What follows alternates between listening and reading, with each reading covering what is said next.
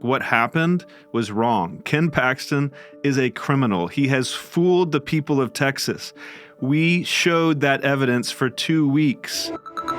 So this was a really fun interview. Blake Brickman and I have been close friends for a few years. He's honestly one of the most sincere, transparent people I've ever met in my entire life. Everyone who knows him even a little bit knows he's a person of extremely high integrity and character. He and his colleagues were the whistleblowers in the Ken Paxton case. Blake was really worried about interviewing with me. We're close friends and he knows that I'm kind of goofy, and he was worried that I wouldn't take this interview seriously enough, so I made sure to open with an extremely hard-hitting question. So I guess we'll start with just when you lost your virginity. I've never interviewed someone from the deep state before, so this is really fun. A RINO. A RINO from the deep state. Yeah. Nonetheless, what's the opposite of a RINO? What's the Democratic version of that? They don't have one because they all fall in line. So there's just one party over there. Well, they all fall in line until recently, right? Because this is the first time that people are starting to really have there's a fission in the Democratic Party based on the Israeli-Palestinian conflict. This would be the first time in a long time. Well, maybe if you go back to like the Iraq War, there was a fission back then, maybe, that went away. Kind of the Bernie Sanders versus John Kerry fission. Right. But then it quickly fizzled, and maybe this is back. Well, the critique people had of you, right, was that maybe I'm sure there were a ton of people out there that looked at this case and thought maybe Ken Paxton is guilty, right? Maybe this Brickman guy's accusation is correct, but he's assisting at best and maybe part of the deep state at worst at taking this guy down who, when he's in office, will do more good than bad, even if he's corrupt. So the first question I would actually have for you is there an inflection point in your mind? I know this isn't one of those times. We have to hold people accountable. We're not at that point in time in our society, but could there be a point in time in our society where someone's corrupt and you have the ability to prosecute them for being corrupt, but you decide not to because it would cause more harm than good? The problem that I have with that argument is that assumes that only Ken Paxton can do that job. So all these people that were critical of the impeachment, saying, we should keep him in office even if he's corrupt, basically, are missing a key piece that had Ken Paxton been removed, Greg Abbott would have picked the next attorney general, and he would have picked someone that is more competent than Ken Paxton, who would recruit better people than Ken Paxton did and have better outcomes for the state of Texas than Ken Paxton did. So I never really understood that argument, but people did make it. When you first met Ken Paxton, or when you first started getting recruited by his team, what were your impressions of him from far away without having met him yet? The first time I met him was in March of 2019. I lived in Lexington, Kentucky. I was the chief of staff for the governor of Kentucky, and he was in town for the Kentucky Derby. And the Kentucky governor throws a huge party the night before the Derby with, Frankfort, Kentucky, which is the capital of Kentucky, is the bourbon capital of the world. If you like bourbon, there's no better place in the world to be. We knew all the distillers. We had a huge bourbon party with the best bourbon in the world the night before the Derby. That's where I met Ken Paxton the first time. And he said, well, you're from Texas and you live in Kentucky? And I was like, yeah. My grandfather was the governor of Kentucky that you know, Aaron, but I grew up in Texas. And he said to me then, we got to get you back to Texas at some point. So that was the first time I met him. And I knew that he was a conservative warrior. I knew a lot of people that worked for him in his office. I mean, he had former Supreme Court clerks, top-notch people that work for him. So, I mean, I had a pretty good impression of him. He has like a lazy eye. Is that something he's always had, or was that just developed after you started whistleblowing on him? I have nothing to do with the eye issue. My understanding is that was some type of basketball accident he had in college. So a lot of people blame me for a lot of things, but that's not one of them. I think the lazy eye thing is kind of a hilarious issue that he has with his face, because it's like a caricature. It's like the kind of villain you draw in a Batman movie, like the corrupt politician with a lazy eye kind of look.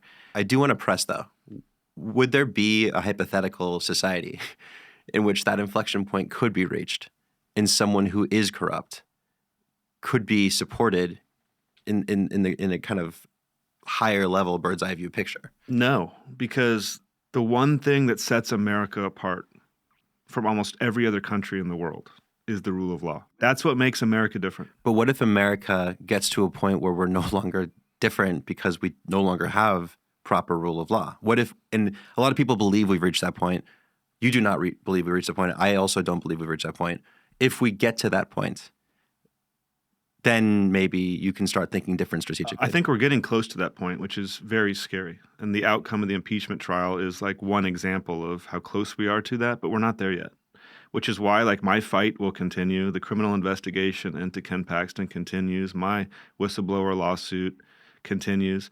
You know, Aaron, when you live a story, okay, so most people that are watching this right now learn about something happening from podcast or the news or the newspaper or something. When you actually live a story, when you are the witness, my office was 10 feet away from Ken Paxton's. Like, you know what happens. Like, you can't convince me otherwise because you weren't there and I was. Like, I know what happened. I know the guy broke the law. I'm still pretty certain that I'll be vindicated here. I've known you we've been friends now for, I think, over 3 years, like a little over 3 years. Yeah.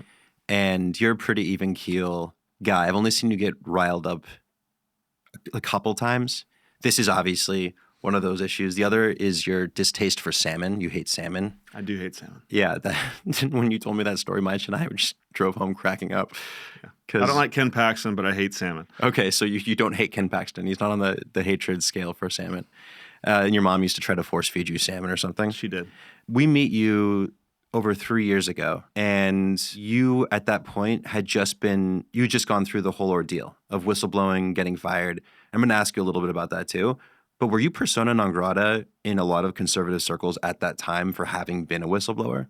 A lot of people ask that question, and a lot of people assume the answer to that question is yes. But actually, the answer is no. And because a lot of people know me, and a lot of people know Ken Paxton. And remember, it wasn't just me. Like, there wasn't just one whistleblower. There were 8 of us. Like, the 8 most senior people in the office all went together. And I think if you just look at this totally objectively, okay, and you look at what do 8 people, what incentives do they have to lie, okay, and risk everything, get fired, resign, versus the one person who is the elected official. What incentive does he have to lie about this? I mean, just looking at it from a purely like objective incentive standpoint, like, I think a lot of people know that we did not lie. We saw it. We know it's true. And again, like, this still has not been tried in front of a jury of Ken Paxton's peers. You know, this Senate trial was 30 politicians, right? Yeah. It was a kangaroo court. Yeah. So, I mean, it hasn't been fun, but I haven't been treated persona non grata at all. At any point during this entire process? No. So you grew up in Texas. Your grandfather was the governor of Kentucky. I've had very limited exposure to the political realm. I mean, I ran for city council, and it was the weirdest and strangest and most traumatic experience. I warned you against that, remember? Yeah, No. Thank you for that. But why are you then so drawn to politics? What draws you over and over again to this realm, and why have you chosen this field for so much of your professional career? I always thought that the best way to like accomplish good, I've always been somewhat idealistic, for better or for worse, was to work like within government in the public sector. I've since learned how much good can be done on the outside in the private sector, working with your cousin Joe at 8VC, being on the board of the Cicero Institute. I mean, you can do a lot of good things being on the outside as well, but I was my grandfather's first grandkid. So, and he was the governor of Kentucky when he was in his late 30s, in the late 60s. He was the first Southern governor to pass a civil rights bill. He personally integrated the Southeastern Conference football. Think about this for a second. Like, in the late 60s, he recruited the first 2 black athletes. The governor did. And they signed their papers, like their scholarship papers, in the governor's mansion. Like, that was my grandfather. And he was a Democrat. He was kind of a New Deal, FDR, bigger government, socially somewhat conservative. Like, that was what Southern Democrats were back in the day. So we were not totally aligned on all things politically, but I spent a lot of time with him growing up. He was a courageous guy. And I think that's where my interest in public service came from. I love my parents. They have nothing to do with politics at all. Like, my dad, I'm not even sure if he's ever written a political check. I love that your grandfather had this Remember the Titans kind of story that I've never heard about. Was that a common thing for a lot of political people in power to try to integrate sports teams in their states at that point in time, or was your grandfather sort of unique in that way? He was unique, and Kentucky is a overwhelmingly white state. It's something like 90% white.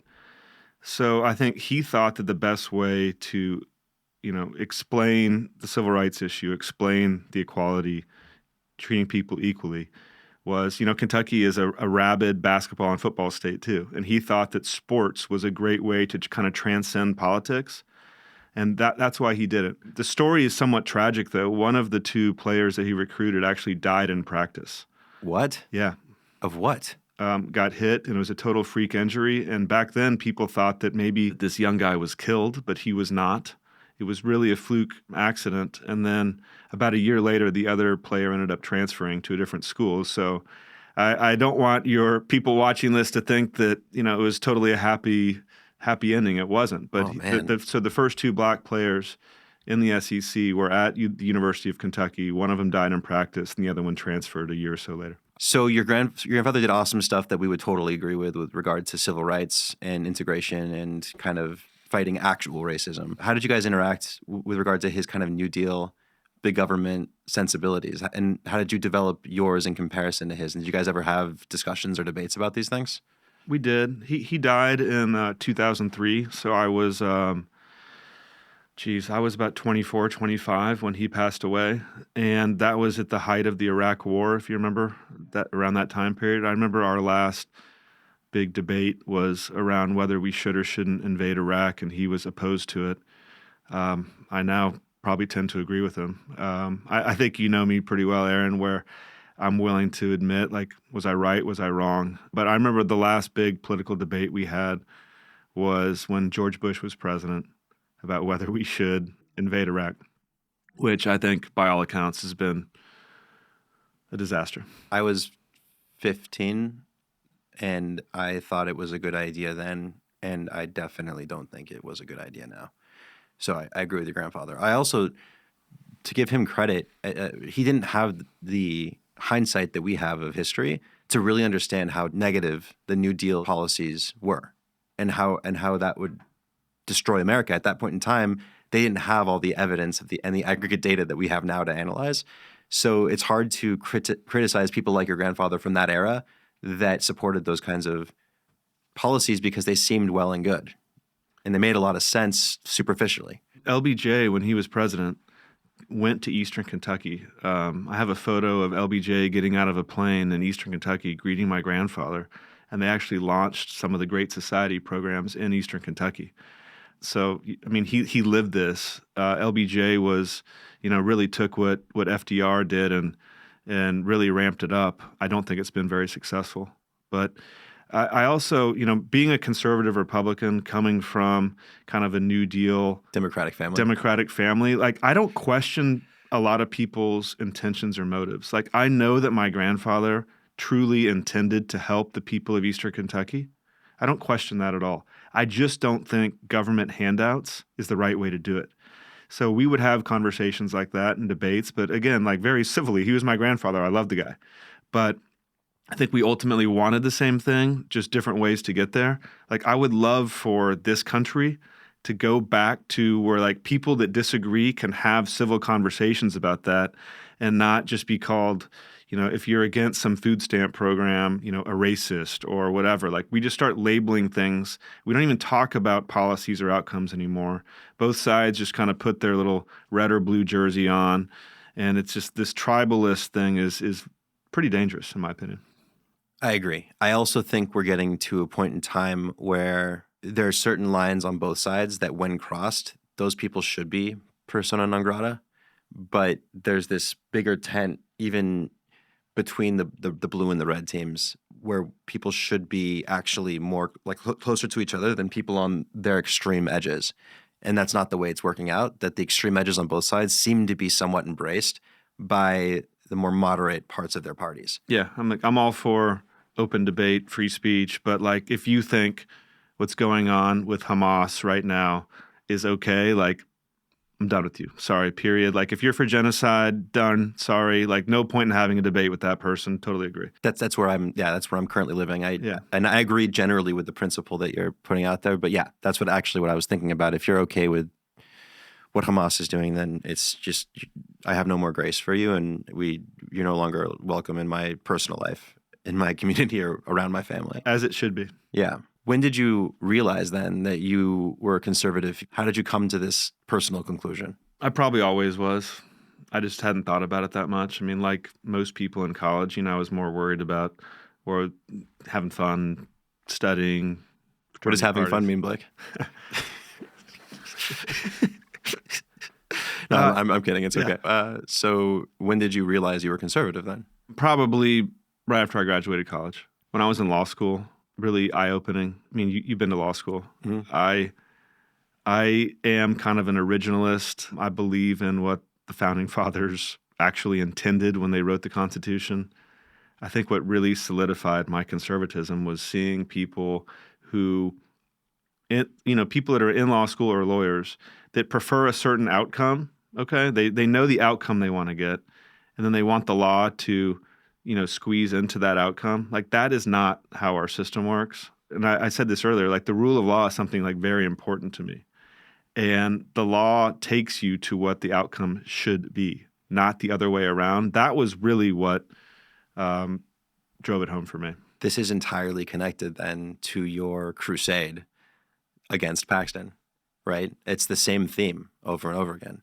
So during the time you wanted to make sure that Paxton wasn't above the law, you wanted to make sure that people followed the actual written law and then change it if it needs to be changed. From the time that you were in law school until the time you were the whistleblower, did your optimism about your ability to impact things from the government side grow, or was it sustained, or did it kind of diminish over time? Well, I had two big jobs in government. I was the chief of staff for United States Senator Jim Bunning in D.C., and I worked up there for about 4 or 5 years. And then I was also the chief of staff for the governor of Kentucky, Matt Bevin. So I'm answering your question in a long way. I had very limited ability to make any difference at all in D.C. A lot of people think one senator, can really do a lot of good. But when you're a governor, when you're the chief of staff for a governor, and when you're in the executive branch, you really can do a lot of good. So for the 4 years that I basically ran Kentucky state government, we got a ton of good stuff done.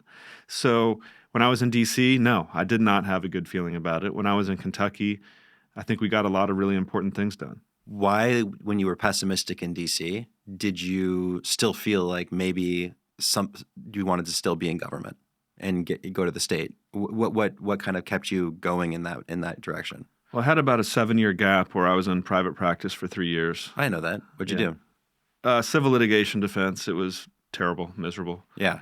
My wife told me one day, like, you need to stop doing this. You're not happy. And I was like, you're absolutely right. It was terrible. And that's about the same time when Governor Matt Bevin asked me to be his chief of staff, which that was interesting to me because I didn't even support him in the primary. I supported one of his opponents. So, and he knew that. Yeah. That's cool. It was kind of this Lincoln team of rivals thing. I'd never even met him. He called me after he won and said, hey, will you come meet with me? This was in 2015. That's the kind of integrity you'd hope to have in politicians, to try to find people, even if they're their opponents, who are competent to work with them. And you probably had a good reputation in fighting against him. I've always tried to kind of get along with people. So at the risk of like oversimplifying like the split in the Republican Party, like Kentucky has 2 senators, Rand Paul and Mitch McConnell. They are on like the polar opposites of, Rand Paul was kind of this Tea Party darling. Mitch McConnell has been there for forever and, the quintessential establishment type figure, right? But if I got along with both of them. Doesn't mean that I agreed with either one of them on everything, but I've always tried to, be a bridge builder is not the right word, but get along with people. So Bevin knew that. He was from the Tea Party wing of the party, but he recognized that he needed like some competent people that actually knew how government worked also around him. That's kind of what intrigued me by it.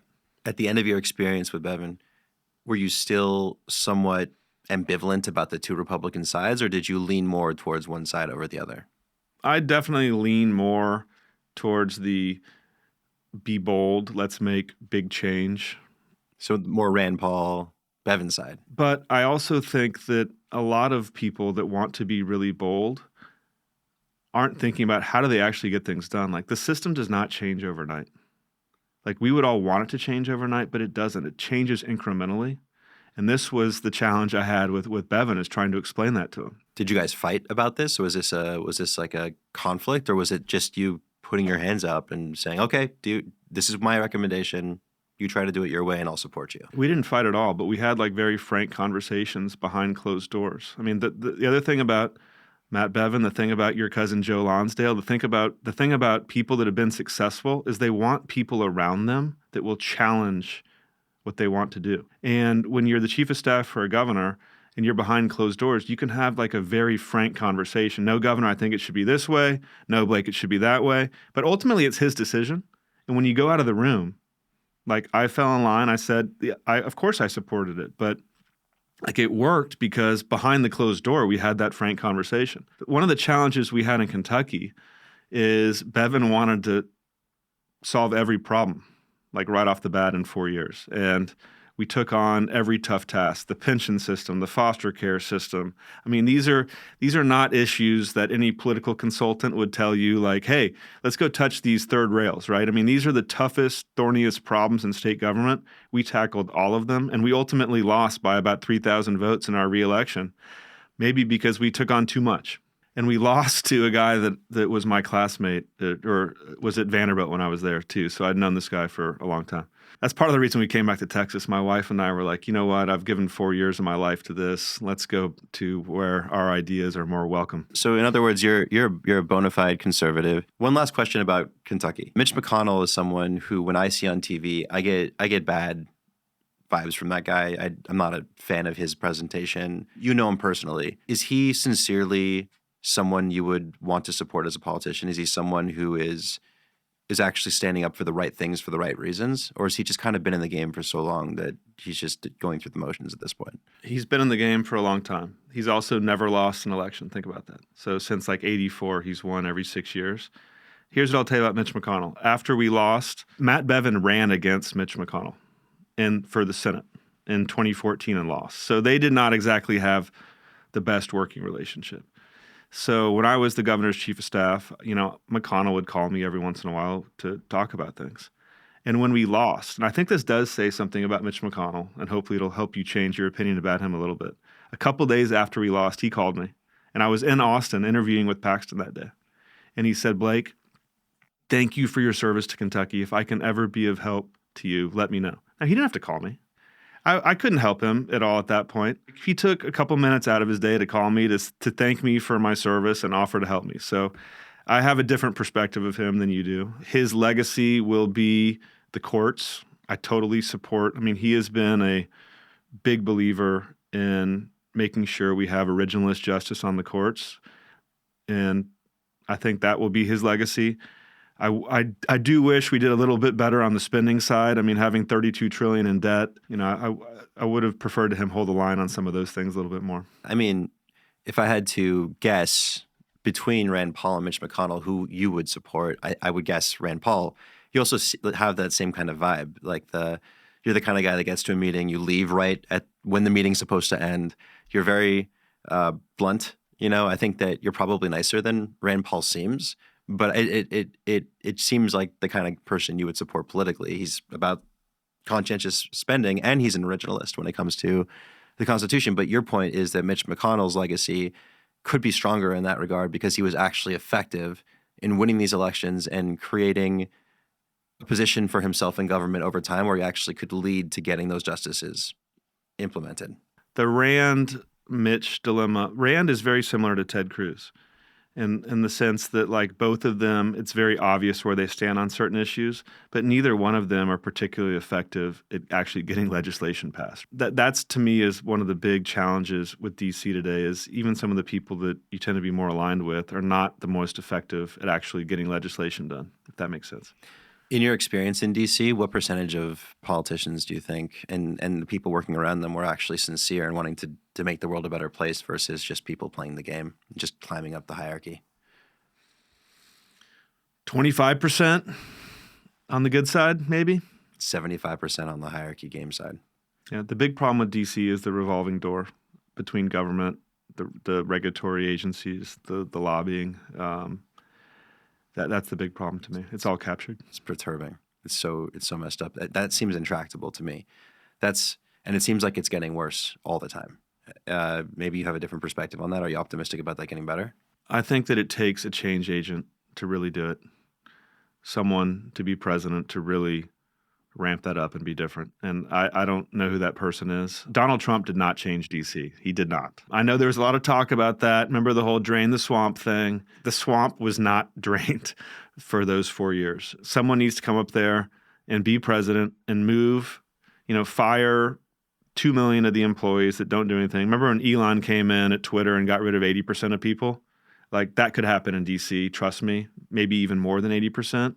Or we can move some of these agencies out of D.C. back to Lexington, Kentucky, or Austin, Texas, or Tyler, Texas, or wherever, and really decentralize the power there. I think that would be huge. But it's going to take someone super competent to do that. And I'm not super optimistic that's going to happen in the short term, but we'll continue to hope. We'll talk about how the Trumps kind of attacked you, I think directly and indirectly during the whole process with the Paxton trial, but we'll get to that in a second. So you start working for Paxton, and things are going pretty well at first. You feel like you're maybe in a good position to affect positive change, and generally speaking, you feel like you're aligned with his views. When did that shift? Was it just this corruption, which is a huge deal and a huge reason to shift? But were there other things happening around this that made you maybe think this guy is not legit? This is not someone I want to be working with. So can I put the corruption issue to the side for a second and talk about like what we were actually doing in the office? So yeah. I started in February of 2020. So remember like what happened in March of 2020? COVID just totally blew up, right? And so my experience working on policy in the office was all COVID related. And what we were doing were stuff that I really believed in. Keeping schools open, keeping businesses open.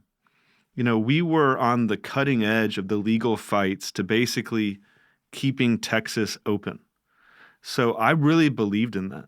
I mean, if you remember, there was a woman named Shelley Luther in Dallas who was a hairdresser, a single mother, who was thrown in jail for 7 days for literally working so she could provide for her children. Right? Like that to me was just so wrong that we could have a judge arbitrarily put someone in jail for trying to provide for their family because of, COVID. Yeah, because she wanted to step out and actually do her job and make money for her family. Yeah. So, I went to Ken Paxton and was like, you got to speak out against this. This is wrong. He said, well, we don't have any jurisdiction over it. I said, you have this microphone. Do it. And we did. And ultimately she was released. So on the policy side, like we were doing really good work, but that didn't matter if the guy was corrupt, and he was corrupt, and he turned the entire office over. Well, so you're noticing the corruption happening for the first time. There's some weird activity, and you go to him. You go to him with other people at first, or just yourself? I went to him with the top staffer in the office, whose name was Jeff Mateer. And we went in his office, I remember the exact date. It was July 22nd of 2020. And we said, Attorney General Paxton, stop talking to Nate Paul. Stop bending this office backwards over for Nate Paul. He is under federal investigation. The stuff that you want to do is not right. Like, please stop doing this. And he looked at us and said, okay, you guys are right. And then the next day was, back on trying to do all the stuff that he was doing for Nate Paul. Like he just flat out lied to us. So it was offensive to me to have this guy that I worked for that would just flat out lie to you about what he was doing. But it's interesting that in the moment he said, okay, you guys are right. So he kept an amiable sort of moment. And what did he think? That the next day you guys wouldn't notice, that he'd get right back on track with the stuff that you guys were trying to tell him to stop doing? I don't know. I got to the point where it was so bad that I was like, does this guy just think we're a bunch of idiots or what's going on here? Because it wasn't just me. Again, it was 8 of us. We all knew it was wrong. We all talked to him about it. He would either ignore it, lie about it, or whatever. So you really didn't want to go be a whistleblower. You tried really hard to get him to just stop doing the corrupt things so you didn't have to turn him in. Absolutely. So you even told him again later on. 2 of my other colleagues, who one of them is a Texas Ranger, which is, the law enforcement agency. The other is a former federal prosecutor who ran our criminal division, literally told him, if you keep doing this, you're going to get indicted. And he did it anyway. Like to his face, they told him that. So before you turned him in, did you have thoughts about your own health, mental health, your family's mental health, sort of the fallout that could potentially come from being the whistleblower for the Attorney General of Texas? Did you think about these things at all, or was it just, nope, I got to turn him in. I warned him. He's still doing it. I'm going to go make this happen. It was high stress. I didn't talk to other people about it outside the office, but there was never like a period of time where I was like, I shouldn't do this because I'm worried about the ramifications on myself. I mean, it was very obvious what he was doing was wrong. After many of us had talked to him about trying to course correct or not do the wrong thing, and he would flat out lie to us or ignore us or whatever, like at one point on September 29th of 2020, the 8 of us got together and we're like, we have to turn him in. And there was no arm twisting. There was no, should we not do this? We all agreed and we did it, and it was the right thing to do. And 3 years later, Aaron, I feel stronger about it now than I did back then, based on like what came out of the impeachment trial, what we know now that we didn't know then. It's overwhelming. I want to get to the trial and also the crazy amount of time that it took to get to the trial. But I also want to talk about how you left the office, because I've seen you talk about this in interviews, but it's kind of glossed over. People, presumably, you knew that you worked with, that you had a good relationship with at some point during the time that you were the chief of staff for Ken Paxton. They all of a sudden took his side once you became the whistleblower, and they tried to make things uncomfortable for you in the workplace. What kind of tactics would they use before you eventually were fired and walked out? So the timeline here may be of interest to those watching this, okay? So we went to the FBI on a Wednesday. We told Paxton about it on Thursday. On Friday, the top staffer in our office resigned, okay? His name was Jeff Mateer, great guy. And then all of us had to determine, like, what are we going to do, right? I showed up to the office on Monday, okay, with my other colleagues. And there was this brand new staffer that Paxton had hired named Brent Webster to be the top staffer in the office. The very first thing Brent Webster did to me is he threw me out of a meeting, okay? Literally said, you're Blake Brickman, out of this meeting.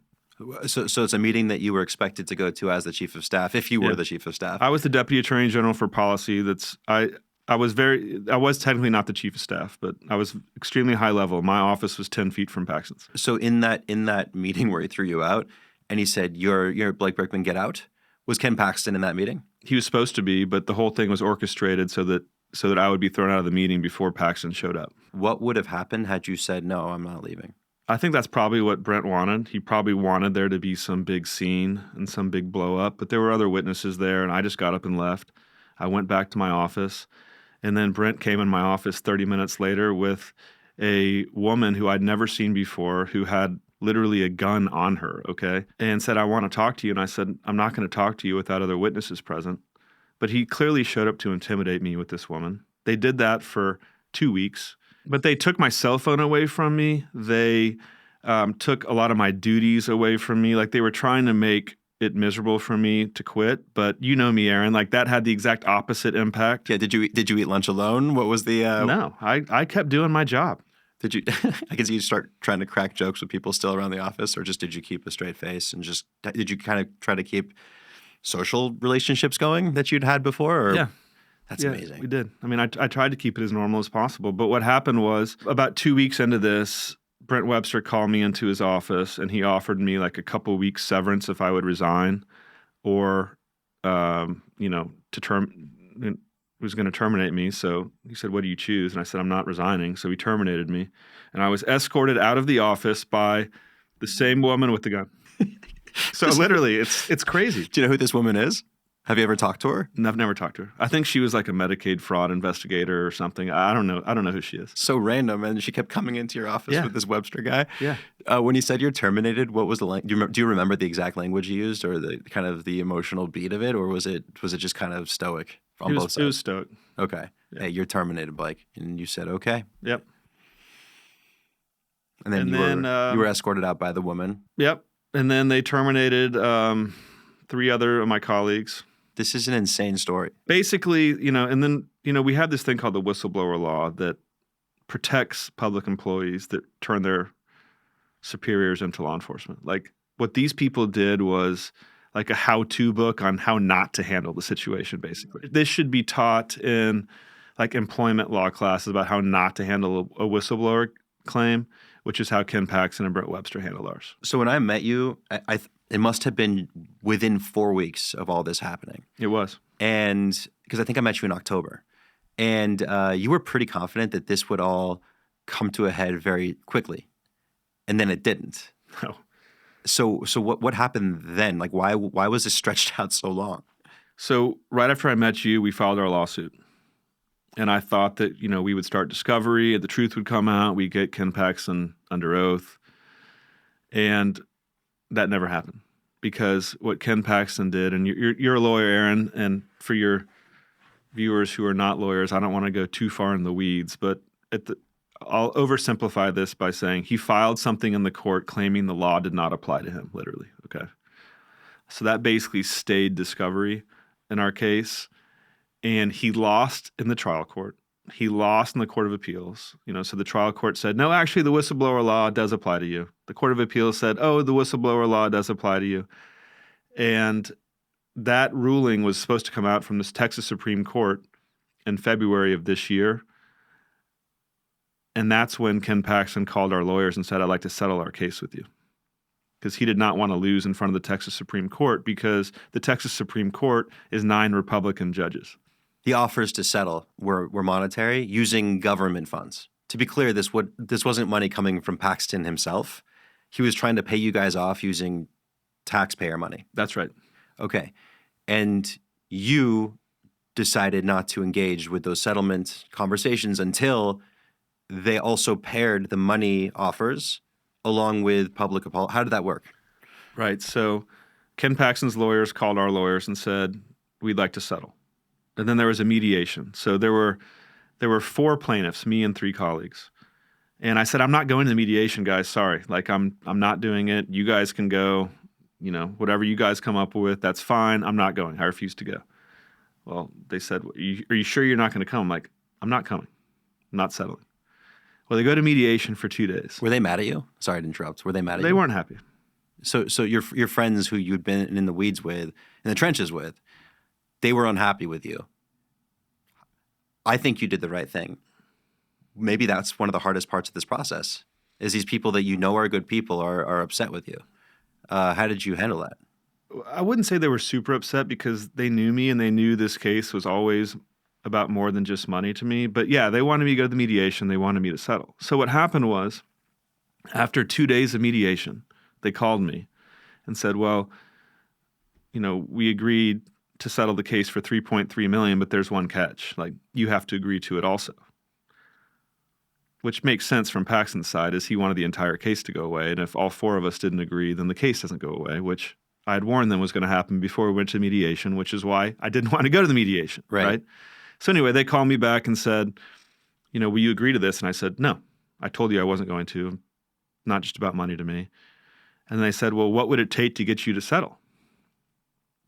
And I said, well, if he apologized to us, if he agrees the law applies to him, if he took down all the disparaging comments he made about us on his webpage, like, I'll settle the case.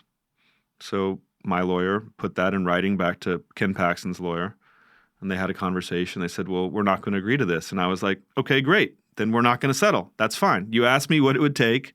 These are my 3 conditions. If you don't want to do it, that's fine. So then their lawyer writes an email to my lawyer. This is crazy, Aaron. And this barely came out in the impeachment trial.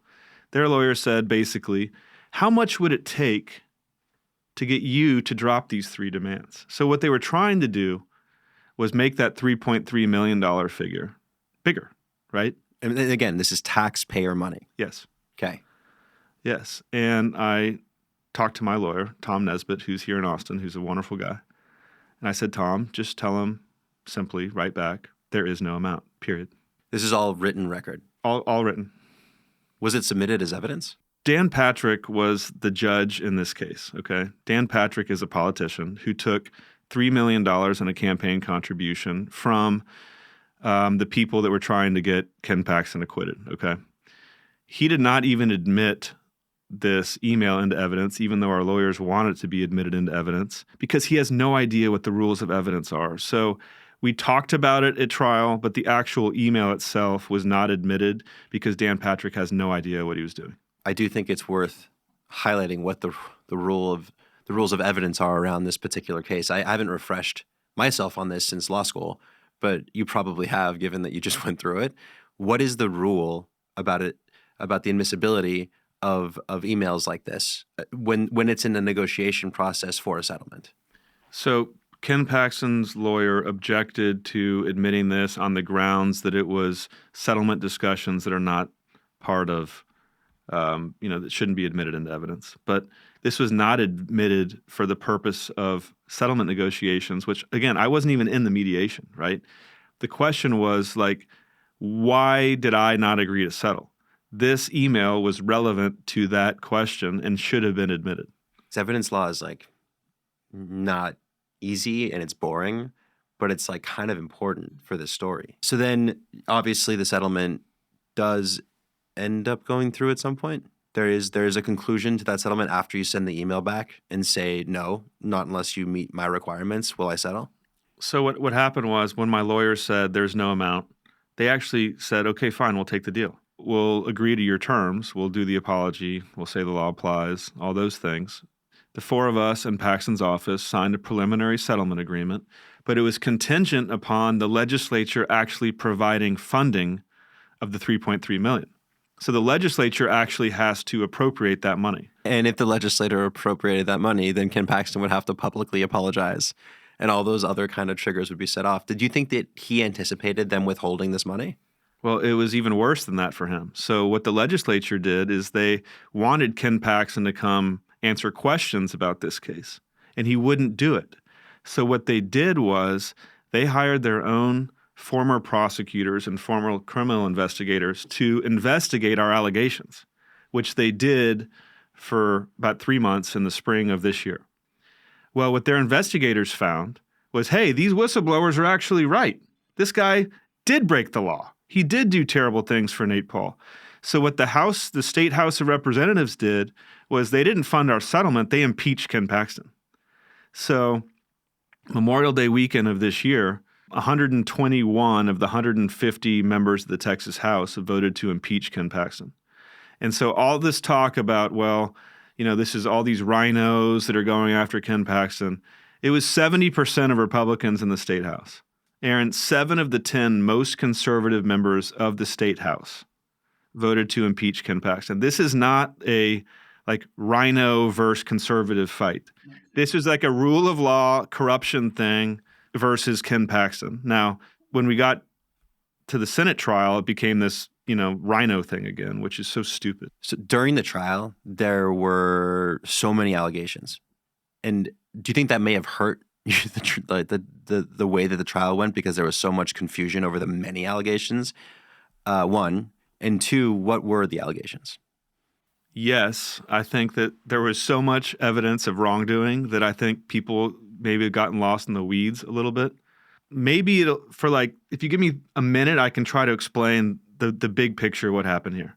Okay, let's summarize the big picture first, and then we'll go into the allegations. Okay. So there's a guy in Austin who's a businessman named Nate Paul, who's a commercial real estate guy. He was investigated by the FBI and DOJ starting in August of 2019.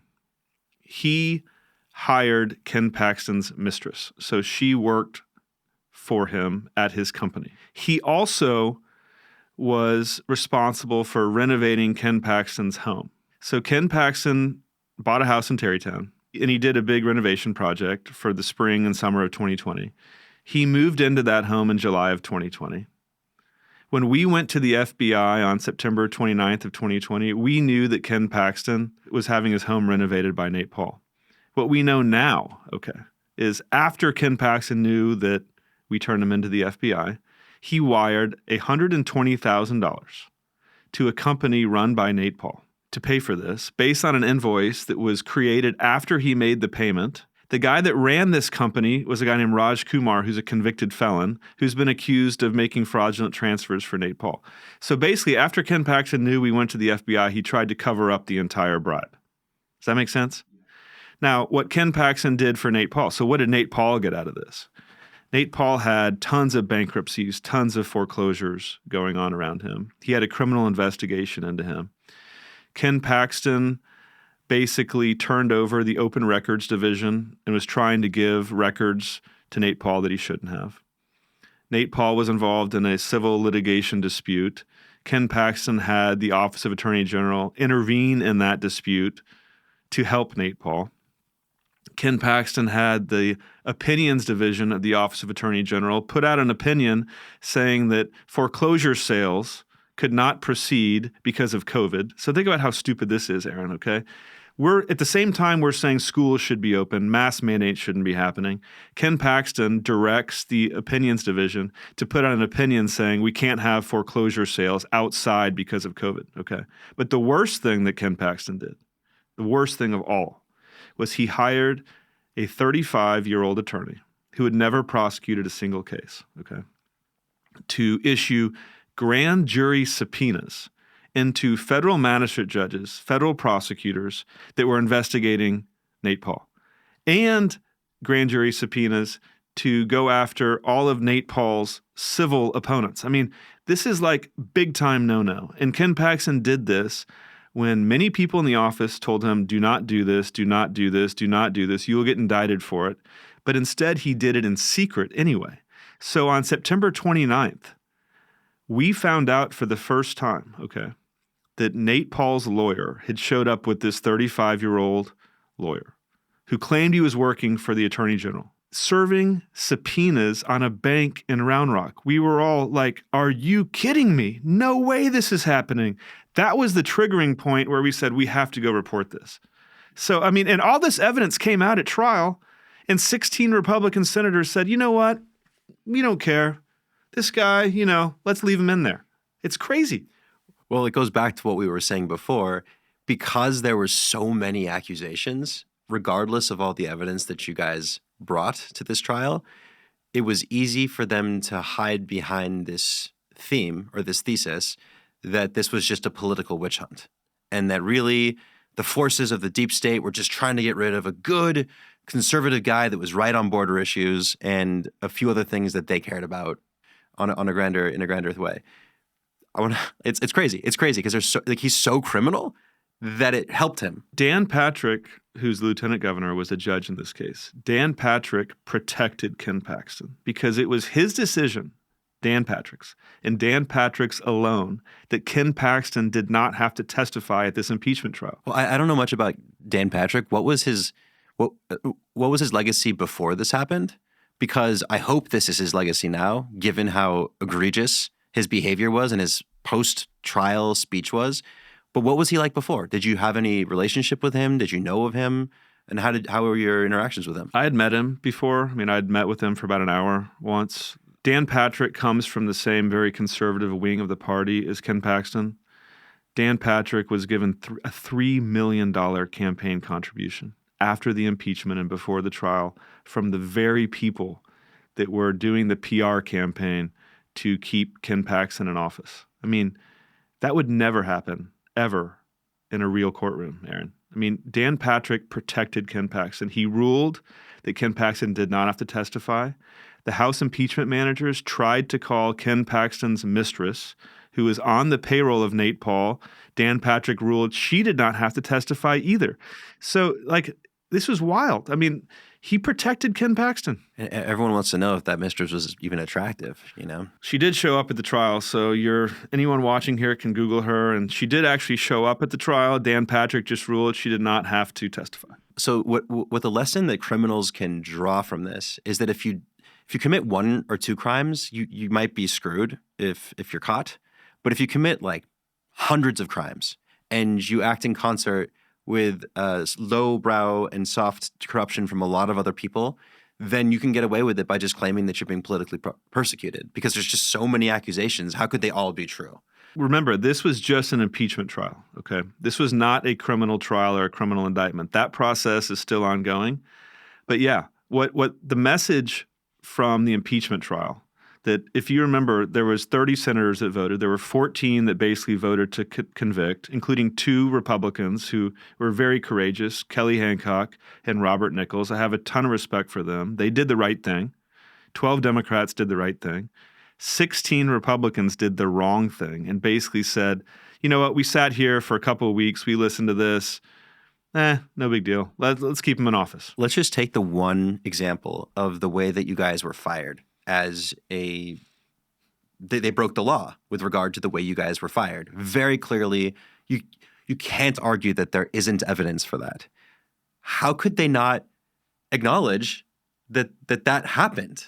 Because it happened, and there's evidence for that. Yeah, it's even worse than that, Aaron. In the Texas whistleblower law, there's a presumption, that if you're fired within 90 days of making a report to law enforcement, that you were fired illegally. So think about that. There's a presumption in our favor. I was fired 20 days after. All of my colleagues were gone. All 8 of us were gone within 45 days. So not only does the law protect us, there's a presumption that they have to overcome. Maybe you should have broken this up into like 20 different trials or something. Well, remember, I was just a witness. Like, this was not my case to prosecute. You're right. You were just a witness. Why didn't they do this differently? I don't know. This wasn't handled well, was it? I would have really focused more time on exactly what Ken Paxton did for Nate Paul and exactly what Nate Paul did for Ken Paxton, and not gotten too far into the weeds where people didn't understand that what was happening was truly criminal. If he's convicted in a criminal court, does he get to keep his position still? No. So that's another version of getting him out of office. How long will that take? 10 years? That process, DOJ moves pretty slowly. I have no idea how that would work or how long that would take. So during this trial, I was tracking it. You weren't really talking to anybody because you really wanted. I couldn't. I was under a gag order. I couldn't talk to anybody. I think your responses were one word, can't talk, or a couple words, can't talk, or stuff like that during that whole time. So I would kind of tune in and try to catch moments of it, and then I would go on Twitter and see what people were saying, and people really were going after you. One of the common accusations that people had was that you were kind of obviously the deep state stuff we spoke about. How would you define how people perceive the deep state, and do you think it's a problem in our country? I think that there is a big problem with unelected bureaucrats having too much power in our country. I do not think there's some deep state conspiracy against Ken Paxton. The allegations against Ken Paxton are not deep state accusations. He hired all 8 of us. All of us worked like within a couple feet of his office door. The criminal investigation into Ken Paxton did not start when Joe Biden was president. It started when Donald Trump was president. So if Ken Paxton's going to claim this is some political witch hunt or some deep state conspiracy against him, why did he hire the 8 of us? And why didn't Donald Trump kill it? I mean, it's outrageous. So I think there's a lot of people on the right that talk about the deep state conspiracy, and there may very well be that happening in other cases. But in this case, no, absolutely not. The way I perceive the deep state conspiracy is not that there's mastermind cabals. There may be small ones, but I can't imagine there being a large one across the entire bureaucratic sort of framework that exists in America. I see it just as natural and organic inclinations towards forms of low-level corruption. And I think that's how I perceive it personally. I also agree that this has nothing to do with that based on everything that I know about the situation. Yeah, I still think that we have people dedicated to the rule of law in this country. I mean, I don't know if you followed it, Aaron, but earlier this summer, Senator Robert Menendez was indicted for corruption. He's a sitting United States senator, very prominent Democrat from New Jersey. I mean, the Biden administration indicted him.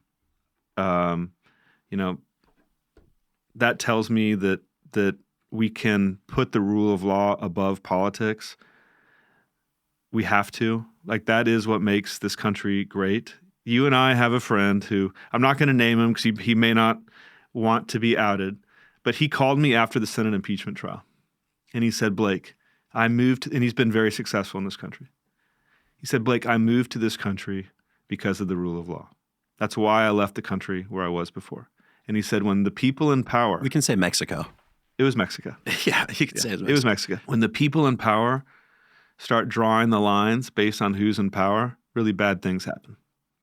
And that conversation, I've had hundreds of people reach out to me, people that I know, people that I don't know, thanking me for what I did, what my colleagues did. But for some reason, our friend, when he called me and told me that stuck with me more than anything else, because he knows what's at stake, because he's lived in a place where you get thrown in jail based on who you know or don't know. There really is not rule of law.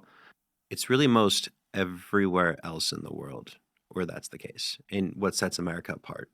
And which is why I don't think we're at an inflection point in our nation's trajectory where we have to protect corrupt people if they have a greater good sort of quality to them, which Ken Paxton arguably doesn't have anyways. So at the end of the trial, there's a moment that's captured on television where you get up and you walk out, and everyone on Twitter was going nuts, being like, "Sayonara, Blake Brickman," or whatever they were calling you, a lot of bad things. What happened there? What was that about? This is actually funny, and this is the problem with Twitter, or X as it's known now. So what happened was, Aaron, on Saturday, so the case closed on Friday, and on Saturday, the Senate voted on all 16 articles. And I sat there through all 16 articles watching basically my side lose, okay? And I did it because I wanted to support the good guys in this case. And you know me, I'm going to sit there and finish it out. I'm not going to cut and run or whatever. It was a bad day. We lost. But on the 6th or 7th vote, I got up, and you can't make phone calls in the Senate chamber. So I got up and left for maybe a minute, and a couple reporters filmed me leaving the chamber and put it on Twitter. So everyone thought that I was upset. I was leaving. All the Twitter haters were like, "Oh, look at this guy. He's losing. He can't take it, blah, blah, blah." I came back in a minute later. But that didn't make it on Twitter, right? So you can take a snapshot in time, put it on Twitter, and basically the entire world has a total misconception of what actually happened. It's kind of funny. It's also kind of scary, right? That can happen. But I was there. I came right back. I sat there to the very end. It's terrifying because we're now living in a world where you can show part of the story and that can create riots. That's what we're seeing in Israel-Palestine right now with Twitter, actually. But also Twitter is the reason why we're seeing what actually happened with regard to the Hamas attacks, because the mainstream media would never have reported that. So I think it's a trade-off, and I think it's more positive than negative. It's more positive. I would rather have a couple idiots on Twitter criticize me for something they don't know about and allowing that platform to be free, because to your point, had Elon not bought Twitter, I'm not sure that the full world would even really know what's happening with Hamas and Israel right now. And as terrible as it is, I've watched it because I think people need to understand how evil these people are. And the mainstream media may have glossed over it had Elon not bought it. You were accused of being a Bush family cog. Do you know the Bush family? I'd never met George P. Bush till this year. Paxton's lawyers literally pushed this narrative that this was some Bush family attempt to get rid of him. I mean, it's totally outrageous. Why would the Bush family care about any of this? What happened was George P. Bush ran against Ken Paxton in 2022 and lost. I personally know the Bush family, I think, better than you do, and I barely know them at all. Because I've been at dinners with George P. Bush, Jeb Bush a couple times. But I don't know them. They don't know me. I know them better than you do. Yeah, no, I never talked to George P. Bush about any of these allegations or anything. It's absurd. The problem with politics today is you just repeat it over and over and over again, and these same people on Twitter that thought that I left and was crying or whatever believe it. Did anybody in the Bush family reach out to you after this trial? No. So you get the accusation and you don't get the support from the Bush family. You don't even get the good side of this. I'm going to look down at my phone right now because I took a few fun screenshots of some fun tweets that I found. So this guy, Blake Brickman, is interesting. Witness, can you say bombastic and arrogant? Wow. I watched your testimony. You were just answering questions, and you were doing so with a little bit of I would say there's like an undertone of anger, but I wouldn't say there was any arrogance. You missed the best tweet, Aaron. Ken Paxton's top advisor, this woman named Michelle Smith, tweeted that I needed Jesus too, that I was angry and needed Jesus. So you have literally Ken Paxton's top advisor tweeting at me that type of just crazy stuff. You're very Christian. Yes. Your family's Christian. Yeah. I mean, my point is like your kids go to Christian school. My kids go to a private Christian school. That my kids couldn't go to because they're Jewish. That's how Christian you are. I love you guys though. Yeah, we love you too. But like that's how Christian you are. And people are telling you need to find Jesus. Yeah. No, not just people. Like this is a current employee at the OAG who works for Ken Paxton, who's his top person. That's what she said. That's unbelievable. Blake Brickman sounds like the most Bush Yale family money name I've ever heard. Yeah. And then that's a good one. Cry laughing faced. If you think Blake Brickman is a whistleblower, you have not been paying attention. He was a McConnell plant in the Bevin administration here in Kentucky, and now he is working to take down Texas Attorney General Paxton. So you and Bevin are presumably still friendly? Absolutely. Talk to him all the time. Maybe you should sit down with him and do an interview like this just to talk to him about what happened. Was he in support of what you did? Oh, yeah. He called me and here's the thing. When you know me, Aaron, anyone that actually knows me know that there's no chance I would ever make this up or voluntarily go through this process. I mean, anyone that knows me knows that. Blake Brickman, and it's this guy, like Wolf Blitzer, a complete waste of a real baller name. Okay, here's the last one I'll read. Blake Brickman sounds like a whiny brat. He sure thinks highly of himself, too. Yeah. Where were they getting the arrogant, pompous thing from? To be totally honest with you, several other people told me that I come across as angry about this case. You are angry. And I am angry about it. I'm not like backing down from that at all. Like what happened was wrong. Ken Paxton is a criminal. He has fooled the people of Texas. We showed that evidence for 2 weeks. But you're not pompous about it. No. You're just very passionate and angry about it. And by the way, this is kind of the theme of the show, is to find where people's madness lie and what motivates them. And I really think that a lot of it has to do with just your dedication to the rule of law and really, really, really hoping that we can maintain that and then making sure people follow the rules. There's an element to rule of law that's also like very much in like the pursuit of truth. To me, they're not different things. Like there is objective truth in this world. It's not just whatever you think it is, or this is okay, or that's okay. Ken Paxton broke the law. That is the truth. Anyone that tells me otherwise is wrong. I know it because I lived it and I saw it. And these idiots on Twitter have no idea what they're talking about, but are somehow experts in this case. Like they're fools. Have you watched or read Game of Thrones?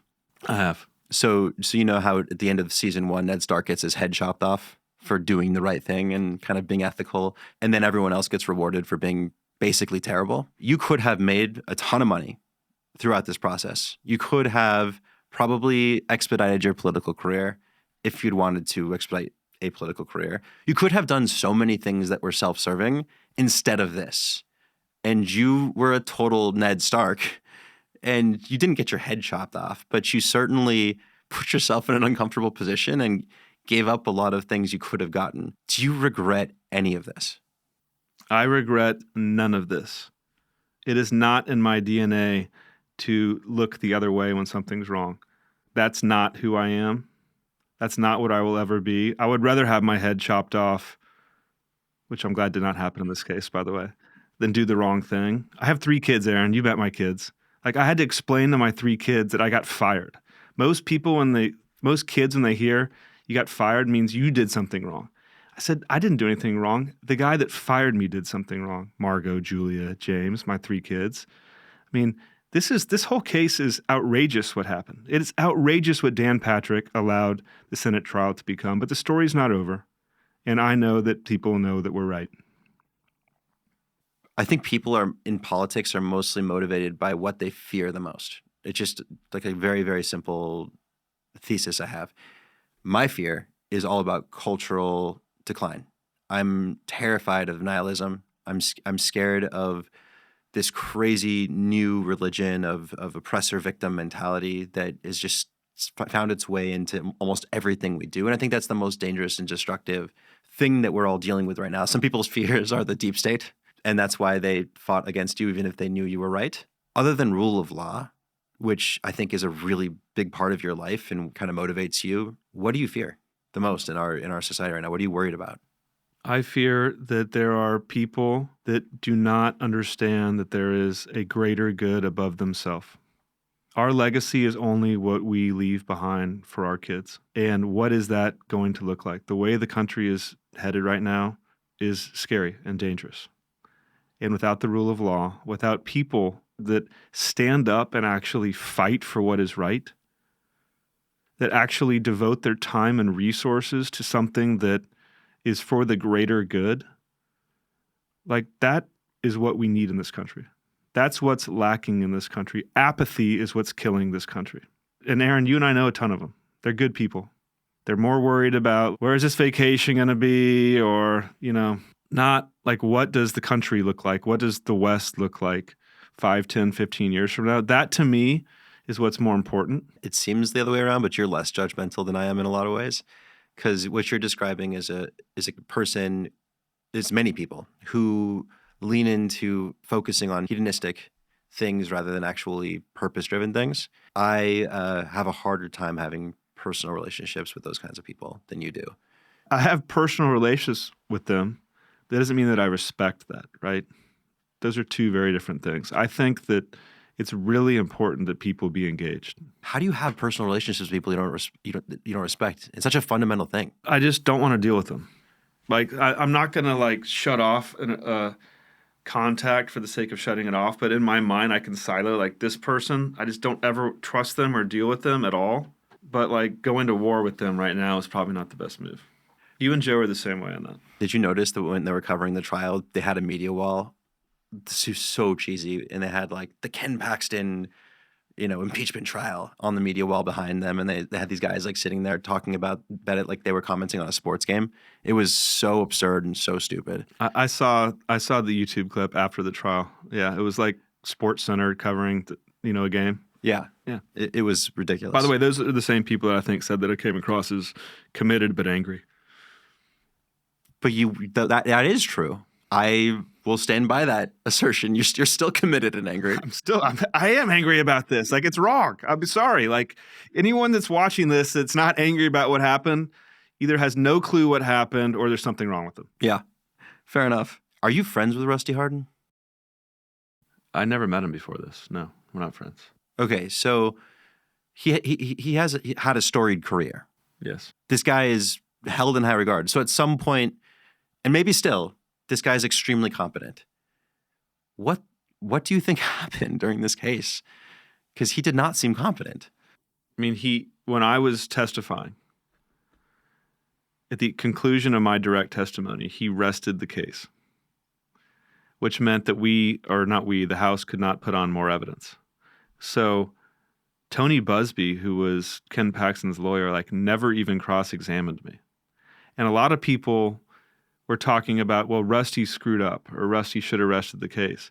But some people think it was a great move where my testimony went to the jury totally unquestioned. So I don't know. It would have helped you to have Tony Busby cross-examine you because you are on the right side of these facts. And Busby, talk about pompous and arrogant. That guy is the definition of pompous and arrogant. I'm kind of upset it happened that way because I was looking forward to the cross-examination. Me too.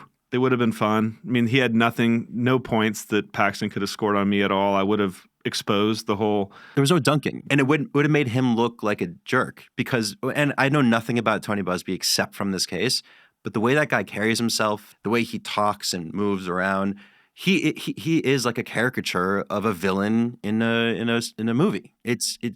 Everything about him gives me the creeps. I think what happened, Aaron, was they had these weird time frames in the trial, and they saved me for the end to close. Like in baseball, you bring in your closer in the 9th inning. But then the House ran out of time, so my testimony was cut way short. And maybe I should have been the starter, right, and taken it deeper into the game. But instead, they saved me for the closer. And I was looking forward to being cross-examined by Tony Busby, who I think is a complete fool, but it didn't happen. What should Dan Patrick's legacy be after this, in your opinion? Dan Patrick protected Ken Paxton. He set a new standard for corrupt behavior in Texas. That is his legacy. He took $3 million in a campaign contribution from the exact same people that were doing the PR campaign to acquit Ken Paxton. I mean, and then at the end of the trial, he could have taken the high road. He could have said, ladies and gentlemen, the jury, thank you for doing this. Instead, he used as an attempt to slam the entire process, to say it never should have happened in the first place. In some ways, Aaron, I'm glad he did it because to your question earlier about like, could this been done better or differently? What Dan Patrick basically told the people of Texas is this is how it's going to be. What happened the last 2 weeks didn't matter. And that's a shame, but at least he was honest about it because he was in the tank for Ken Paxton. And his legacy will be condoning, think about this, condoning what Ken Paxton did. That's what Dan Patrick's legacy is. Right after you got fired, did you have any idea of who you were going to reach out to, what you were going to do next, what kind of profession you wanted to have, or were you just kind of shell-shocked in this crazy state? So this is going back to October of 2020 when I got fired. What I told my wife, Claire, who's been an amazing supporter through this entire thing, is that I wanted to take like 4, 6, 8 months to really figure out my next move and not dive into something. I probably rushed into the Ken Paxton thing after the Bevin loss. I did not want to do that. So a couple weeks, and remember, this was during COVID. We had just renovated and moved in our home. Like, we just moved 3 kids from Kentucky to Texas. Like, 2020 was a really hard year for Claire, Margot, James, Julia, and me. For the Brickman family. The whole family. Like, it was turning your boss into the FBI, COVID, new school, new city, like a really hard year. So I just wanted to take a bunch of time off. Well, I read the op-ed that Joe Lonsdale, your cousin, who I work for now. Oh, the Wall Street Journal. The Wall Street Journal op-ed about Joe basically said, I'm out of California, I'm moving to Texas. And I told Claire, my wife, I said, wow, Joe just moved to Austin. And I had met Joe a couple of years prior when I was with Bevin in Kentucky. And I emailed Joe and just said, hey, I live in Austin too. I'd love to catch up with you. Never in a million years thinking that it would lead to where we are now almost 4 years later. But I went over to Joe's house and Joe and Taylor were still unpacking like their boxes at their house. Like this is like that time period. I was there. You were there. That's when you and I met the first time. Joe really admired that you were able to have the courage to stand up to Paxton, who was your boss, and able to call him out. I think that Joe likes having people like that around him who are able to call him out, right? And are honest and sincere about that. In your time with Joe, what have you learned about him that you think might be lost or misunderstood by the public? When I was talking to Joe about the Ken Paxton thing the very first time, before I ever thought that we would ever be working together, really the only question that Joe asked me about it was, and at the time I remember thinking it was a weird question, but Joe asked me, he said, Blake, did you talk to Ken Paxton about this before you turned him into the FBI? And I paused and I said, yeah, Joe, like many, many times did we talk to him about this. And it wasn't until like a day or two later, after that conversation with Joe, where he said, you know what, maybe we should think about a way like we can work together. You know, I was from Texas. I knew a lot of people here. I understand government, you know how passionate Joe is about all of those issues. But I think the fact that Joe asked me that question says more about Joe's character than it does about mine, because Joe was willing to bring me on board, right? After what I just went through, which says a lot about his character, his integrity, right? Because he has nothing to hide. Right. I mean, let me put it this way. If you bend the rules or you're shady, the last person in the world you want to hire is the guy that just turned his prior boss into the FBI. I tell people all the time that working with your cousin Joe has been probably the best thing. It is the best thing professionally that's ever happened to me. A lot of people ask me, you know, are you bitter about moving to Austin or what happened to Ken Paxton? And I tell them, I'm bitter that Ken Paxton's still the Attorney General, but I'm not bitter about the fact that it got me here. And the timing of me being fired from Paxton's office right when Joe moved here, literally, right not long after you moved here, like, I think it was like a very fortuitous thing. Some people would call it a coincidence. I would call it probably a providential thing. Because you found Jesus and you loved, okay. Exactly. I know Jesus and I'm not angry. Because you're a Christian, can you find it in your heart to forgive Ken Paxton? Yes. I believe in the power of forgiveness, but I also believe in the power of judgment. And one of the things that's given me strength through this whole thing is I know, okay, what happened, and I know God knows what happened too. Human beings are infallible, right? They are not perfect, especially politicians. But there is something greater out there that knows truth and knows that I'm right about this, and that does give me a lot of strength. So this will be an addendum to the interview that we haven't yet released. Is this your first ever addendum? I don't think we'll have any other addendums because the interviews are mostly just about the people that we're interviewing. In your case, you happen to be part of a news cycle. I think this is the only time we'll ever attempt to try to interview someone during a news cycle. And it's really interesting. I hope this is my last news cycle to ever be a part of. Unless it's a positive one. Unless it's a positive. Yeah, this is just... This is positive. It's not over yet, you know? Last time we spoke, Ken Paxton was acquitted. So, Aaron, last time we were here was shortly after the Senate impeachment trial, which, as you recall, the Republican state senators in Texas acquitted Ken Paxton, allowed him to keep his job despite like mountains of evidence of criminal wrongdoing, adultery, abuse of office. Like pretty frustrating experience to have to sit through that. I mean, I didn't try that case. I was a witness. Well, you were the key whistleblower.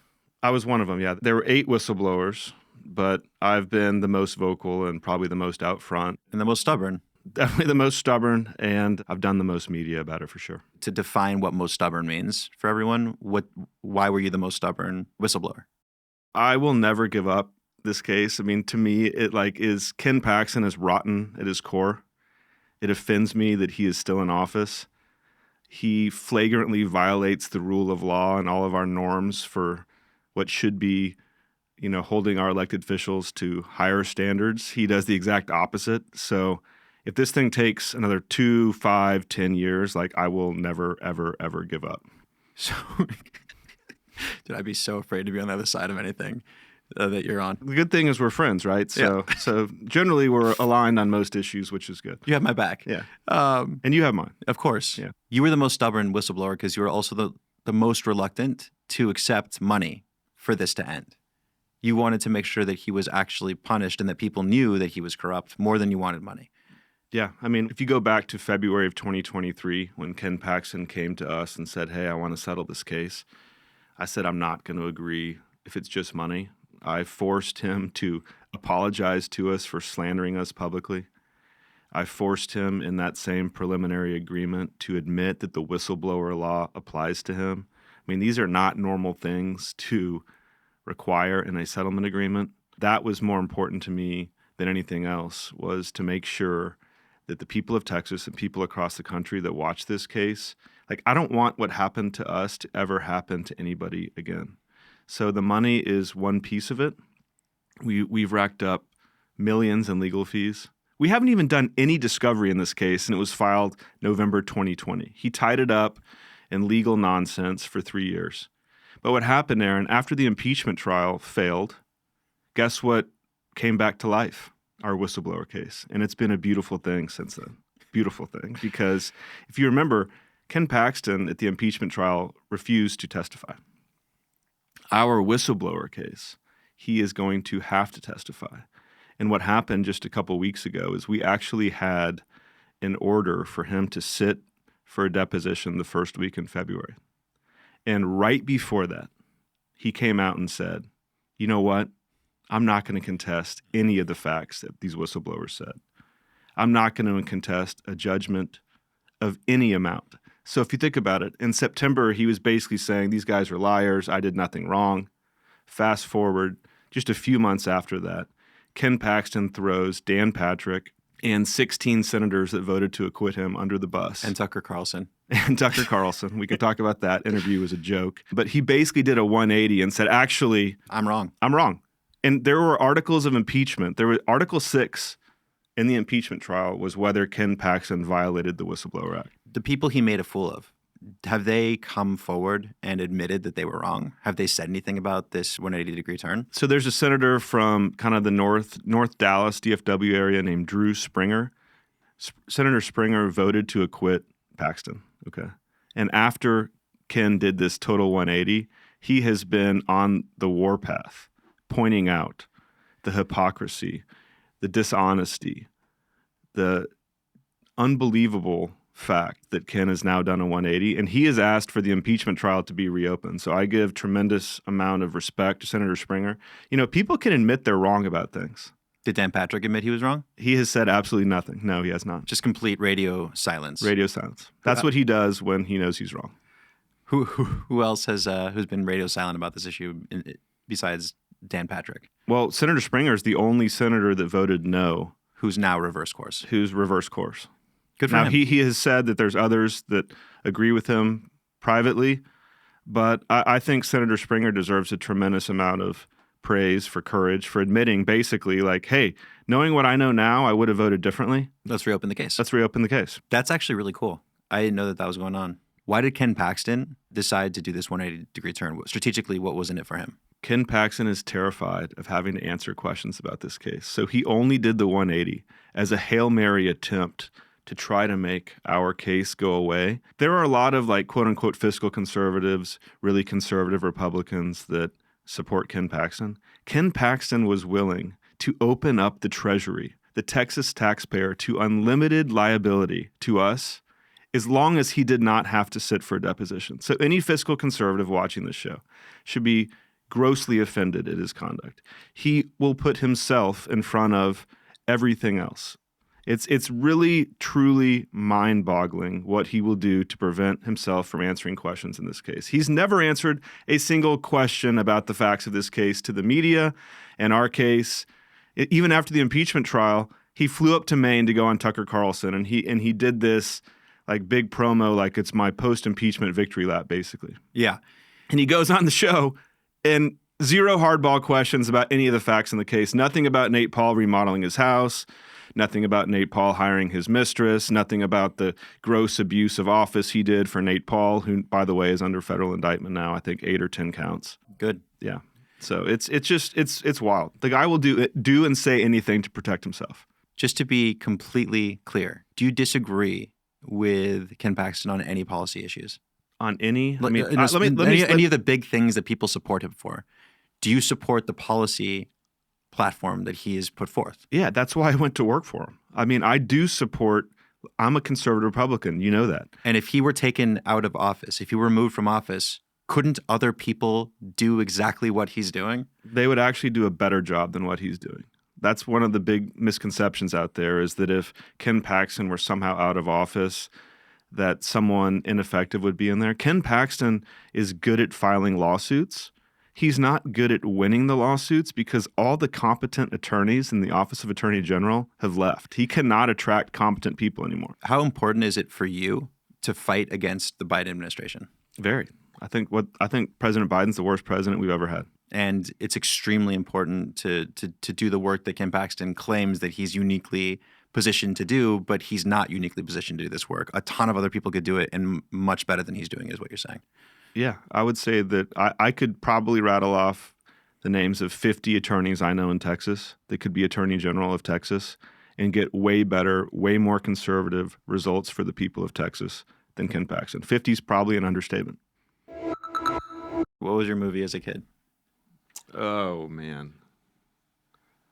I don't even remember. I really don't. Did you read? I didn't watch many. I've never been a big movie guy. Sorry, Did you read I know books you're as a a kid? film guy. Yeah, I read a lot of books. Which books? My favorite book as a kid was, well, I don't know if it was kid. In high school, I read this book called Lest Innocent Blood Be Shed. You'd appreciate it. It's about a French pastor during World War II that hid Jews during the Holocaust. And it's a positive story. That was your first book that you loved as a young person? Yeah. So as like a child, you didn't like fiction? No. I've never liked fiction. What were you like as a 6-year-old? Were you just the same way? I've never been a fiction guy. I've been I read nonfiction only. So you're a 3-year-old and your mom read you a fairy tale and you were like, Mom, that's bullshit. That didn't happen. Yeah. It's probably true. That's basically how you were. It's basically how I was. You're I've always been that way. Get the salmon out of my face. Fiction's bullshit. That's right. Give me the truth. Boom. That's really funny. Yeah. How like you're kind of hardwired a certain way and it doesn't ever leave. I'm sure. I couldn't tell you the last time I went to a movie theater. You don't go with your kids enjoy it? Not really. So your kids are like you. My oldest for sure. Okay. Yeah. And then James, He likes The Office right now. you don't like The Office? No, I like The Office. It's funny. Okay, so you do I think it's kind of inappropriate for an 8-year-old sometimes. All right, let's get to it. So that is the heart of what this show is, Blake, is figuring out why people who are really interesting and high performing are the way they are.